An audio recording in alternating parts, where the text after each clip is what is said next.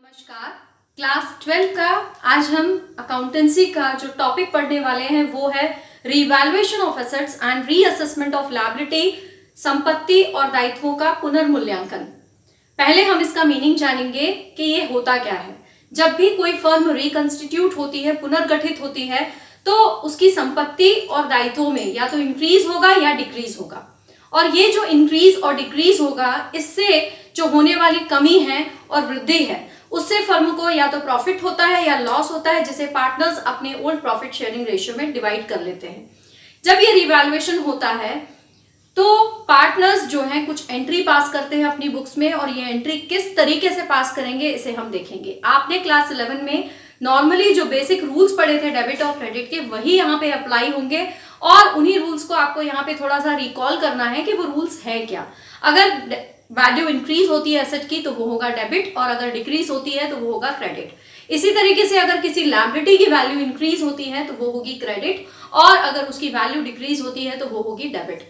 अगर किसी एसेट का रिकॉर्ड करना हम भूल जाते हैं तो वो डेबिट होगा, और लायबिलिटी का रिकॉर्ड करना हम भूल जाते हैं तो वो क्रेडिट होगा। इसके बाद जो इससे होने वाला प्रॉफिट या लॉस होगा, उसको अकॉर्डिंगली पार्टनर्स अपने ओल्ड प्रॉफिट शेयरिंग रेशियो में डिवाइड कर लेंगे। और सबसे इंपॉर्टेंट बात मैं आपको ये बता दूं कि ये जो टॉपिक आप यहाँ पढ़ रहे हैं, ये आपको कंटिन्यूअसली आने वाले पार्टनरशिप के जो चैप्टर्स हैं, इसके बाद अभी जो चैप्टर हम पढ़ रहे हैं वो है change in profit sharing ratio, इसके बाद हम पढ़ने वाले हैं एडमिशन, उसके बाद है रिटायरमेंट, डेथ। यहां तक आप जो है रीवैल्यूएशन जो टॉपिक आपका होगा वो बिल्कुल सेम होगा, और ये आपके कहीं ना कहीं इन सभी चैप्टर्स के लिए मैं ये बता दूं कि कौन सी जर्नल एंट्रीज आपको पास करनी है। अगर किसी भी एसेट की वैल्यू इंक्रीज होती है तो आपकी एंट्री होगी asset account debit to revaluation account, और हिंदी में हम बोलेंगे संपत्ति खाता डेबिट पुनर्मूल्यांकन खाता से। इसी प्रकार अगर एसेट की वैल्यू जो है अगर डिक्रीज होती है तो हमारी एंट्री होगी revaluation account debit to asset account, और हिंदी में हम बोलेंगे पुनर्मूल्यांकन खाता डेबिट संपत्ति खाता से। लायबिलिटी की वैल्यू अगर इंक्रीज होती है तो हमारी एंट्री होगी revaluation account debit to liability, Hindi में पुनर्मूल्यांकन खाता डेबिट और दायित्व खाता से। इसके बाद हमारा अगर लायबिलिटी की वैल्यू यहाँ पे डिक्रीज होती है तो हमारी एंट्री होगी liability account debit to revaluation account, और हिंदी में हम बोला को खाता विकलन पुनर्मूल्यांकन खाता से। और अगर कोई अनरिकॉर्डेड एसेट रह गया है तो उसको भी आप जब एंट्री आपने इंक्रीज की थी, सेम वे आप वही एंट्री करेंगे।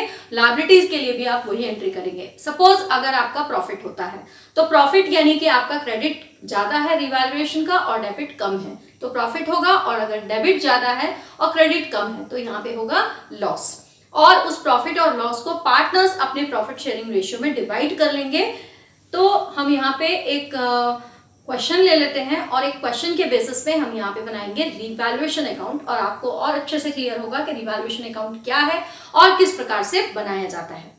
ए और बी ये दोनों समान साझेदार हैं। ए और बी दोनों पार्टनर्स हैं जो अपने प्रॉफिट शेयरिंग रेशियो को इक्वली डिवाइड करते हैं। ये फ्यूचर में डिसाइड करते हैं कि अपना प्रॉफिट शेयरिंग रेशियो चेंज करेंगे, 3:2 करेंगे। और यहाँ आपको एक चिट्ठा दिया हुआ है, बैलेंस शीट दी हुई है जिसमें लायबिलिटी और एसेट्स में कुछ आइटम्स दिए हुए हैं, साथ ही नीचे कुछ समायोजन दिए हैं, एडजस्टमेंट्स दिए हैं, जिसमें कि पहला एडजस्टमेंट्स है कि देनदारों पर संदिग्ध ऋण के लिए 600 रुपए का आयोजन करना है ना। देनदारों पर संदिग्ध ऋण यानी कि बैड डेट्स, तो बैड डेट्स के लिए आयोजन करना है 600 रुपए। फर्नीचर का मूल्य देखिए 500 रुपए करना है, मशीन का मूल्य 2500, विनियोग का मूल्य 800 लिखना है जिसे चिट्ठे में नहीं दर्शाया गया है। आदित्य वेतन यहाँ पे 300 रुपए करना है। आपको जनरल प्रोविष्टि और पुनर्मूल्यांकन खाता बनाना है। तो हम यहाँ पे सबसे पहले देखिए पुनर्मूल्यांकन खाता बनाएंगे, और किस प्रकार हम पुनर्मूल्यांकन खाता बनाएंगे उसे आप देखेंगे, यानी कि रिवैल्यूएशन अकाउंट। साथ ही साथ हम एंट्रीज भी पास करेंगे और खाता भी बनाएंगे, रिवैल्यूएशन अकाउंट। क्वेश्चन ध्यान से पढ़िए। क्वेश्चन लिखा हुआ है ए और बी दोनों पार्टनर्स हैं, और ये दोनों अपने प्रॉफिट शेयरिंग रेशियो में चेंज लाते हैं। 1:1 की जगह अब ये 3:2 करना चाहते हैं। सबसे पहला पॉइंट आपका जो लिखा है, आप पढ़िए, लिखा है देनदारों के लिए संदिग्ध ऋण के लिए आयोजन जो है 600 रुपए करना है। देनदार आपके चिट्ठे में देखिए कितने दिए हुए हैं, ये 3000 रुपए। आयोजन यानी कि प्रोविजन, जब भी प्रोविजन बढ़ते हैं तो प्रोविजन का नेचर होता है क्रेडिट, तो ये क्रेडिट होगा। रिवैल्यूएशन अकाउंट होगा डेबिट। तो हम अकाउंट बना रहे हैं तो आप यहाँ पे लिखेंगे to provision for doubtful debts ये होंगे 600। अगर हम इसके साथ ही जर्नल एंट्री पास करेंगे तो जर्नल एंट्री का फॉर्मेट आप सेम जैसे कि जर्नल एंट्री पास करते हैं वही फॉर्मेट आप ड्रॉ करेंगे। जर्नल प्रविष्टियां है और एंट्री होगी आपकी revaluation account debit to provision for bad and doubtful debts 600 rupees 600 rupees. Hindi में बोलेंगे पुनर्मूल्यांकन खाता डेबिट संदिग्ध ऋण आयोजन खाता से। तो यहां पे क्या लिखना है आपको, बैड एंड डाउटफुल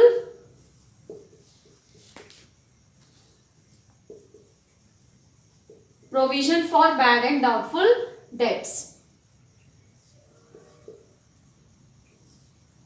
इसके बाद आपका जो सेकंड पॉइंट है वो ये है कि फर्नीचर का मूल्य 500 रुपए करना है, यानी वैल्यू क्या हो गई यहाँ पे फर्नीचर की कम हो गई।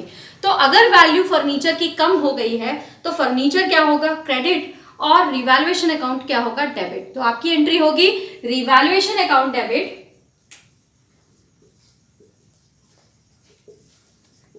टू फर्नीचर अकाउंट, हिंदी में बोलेंगे पुनर्मूल्यांकन खाता डेबिट फर्नीचर खाता से। आप यहां पे लिखेंगे 300 और देखिए जब हम इसको अकाउंट में डालेंगे तो ये फर्नीचर यहां पे आएगा टू फर्नीचर अकाउंट 300 रुपए। इसके बाद आपका जो नेक्स्ट है पॉइंट वो ये है कि मशीनरी का मूल्य जो है 2500 रुपए करना है। Value of machinery is valued at 2500। आप अपने चिट्ठे में देखिए वैल्यू कितनी दी है मशीन की, अंदर जो वैल्यू दी है वो दी है 2000 और बाहर दी है कितनी 2500। इसका मतलब वैल्यू जो है वो बढ़ गई और बढ़ने से क्या होगा, मशीनरी अकाउंट क्या होगा, डेबिट, और इवैल्यूएशन अकाउंट क्या होगा, क्रेडिट। अगर आप इसकी एंट्री पास करेंगे तो आपकी एंट्री होगी मशीनरी अकाउंट डेबिट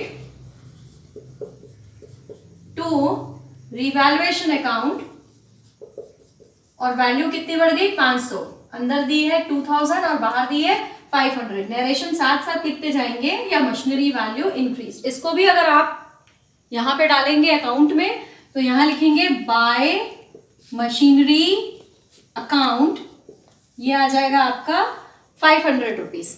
नेक्स्ट है आपका फोर्थ पॉइंट, इन्वेस्टमेंट जो विनियोग है वो चिट्ठी में दर्शाए नहीं गए हैं, आपको दर्शाना है तो लिखे नहीं गए। आप अगर दर्शाएंगे तो विनियोग खाता क्या होगा, डेबिट होगा। Investment account debit, investment account debit to revaluation account, to revaluation account 800 रुपए के विनियोग है, इसको आप लिख देंगे बीइंग इन्वेस्टमेंट रिकॉर्डेड। आपने अब उसको रिकॉर्ड कर दिया है, बीइंग इन्वेस्टमेंट रिकॉर्डेड।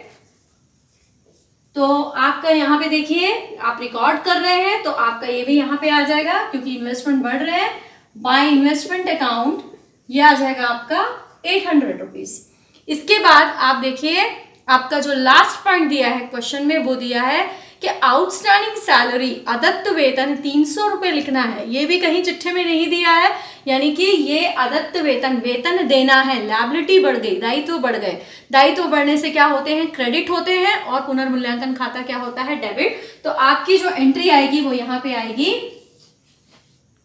हम यहाँ पे लिख देते हैं इसको। आपकी एंट्री होगी आपकी revaluation account debit to outstanding salaries account, और ये आउटस्टैंडिंग सैलरी कितनी बड़ी है, ये बड़ी है 300 रुपए। तो हम यहां पे लिख देंगे 300 बीइंग आउटस्टैंडिंग सैलरी रिकॉर्डेड। अब हम इसको अकाउंट में भी शो कर देंगे, ये यहां पे आएगा देखिए टू आउटस्टैंडिंग सैलरीज अकाउंट, ये कितना है 300 रुपीज। इसके बाद हमने सारी एंट्रीज पास कर दी, साथ में हमने अकाउंट भी बनाया। अब देखिए ये अकाउंट बनाया क्यों जा रहा है, हमने बताया आपको कि एसेट्स और लायबिलिटीज में कभी भी इंक्रीज या डिक्रीज हुआ है तो उसके कारण जो होने वाली कमी या वृद्धि, इंक्रीज और डिक्रीज, उसको शो करने के लिए और उसको पार्टनर्स आपस में अपने ऑल प्रॉफिट शेयरिंग रेशियो में डिवाइड करेंगे, इसके लिए हम ये रिवैल्यूएशन अकाउंट बना रहे हैं।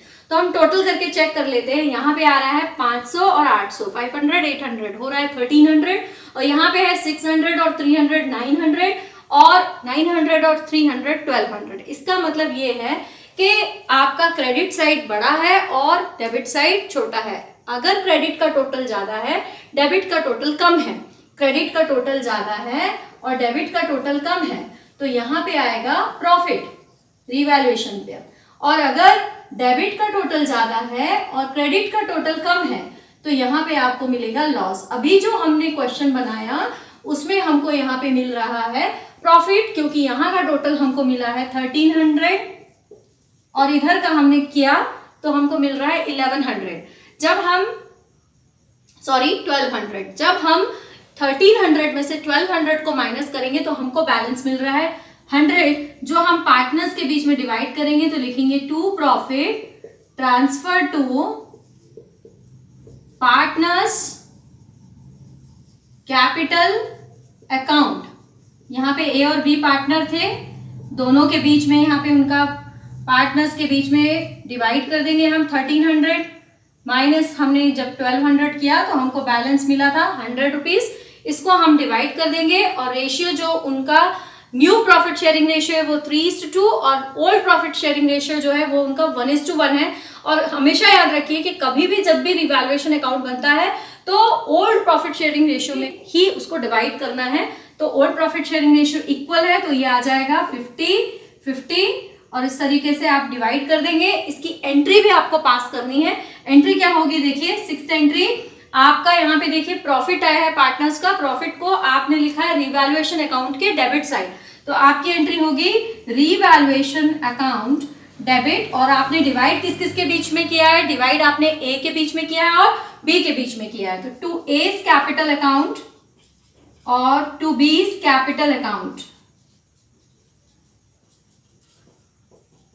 100 रुपीज को डिवीजन हम ऑलरेडी कर चुके हैं 50-50। तो इस तरीके से आप देखिए रिवैल्यूएशन अकाउंट बनता है और उससे संबंधित एंट्रीज आप पास कर सकते हैं। तो ये था आपका रिवैल्यूएशन अकाउंट। नमस्कार।